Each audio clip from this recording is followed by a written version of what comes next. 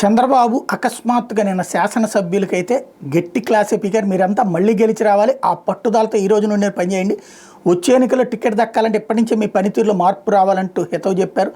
ఎంపీలు ఎమ్మెల్యేలు సమన్వయంతో పనిచేయాలి, గ్రూపుల్ని సహించను, బహిరంగంగా మాట్లాడేటప్పుడు ఎమ్మెల్యే నోరు అదుపులో పెట్టుకుని మాట్లాడాలి, మీరు చిన్న పొరపాటు మాట్లాడిన దాని విపక్షం అవకాశంగా తీసుకుని పార్టీకి అంటగడుతుంది, ప్రభుత్వ కార్యక్రమాల అమల్లో భాగస్వాములు కావాలి, త్వరలో ఎమ్మెల్యేలతో ముఖాముఖి నిర్వహిస్తా, కొత్తగా వచ్చిన ఎమ్మెల్యేలు అవగాహన పెంచుకోవాలి, మళ్ళీ ఎమ్మెల్యేలు గెలవాలనుకుంటే ప్రతిష్టను పెంచుకోవాలని సూచించారు.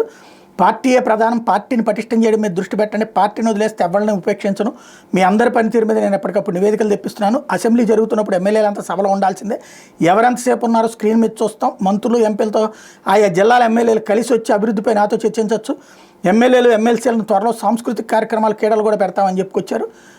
విస్తృతంగా కేంద్రంలాగానే రాష్ట్ర బడ్జెట్ మీద కూడా చర్చ జరగాలని సూచించారు.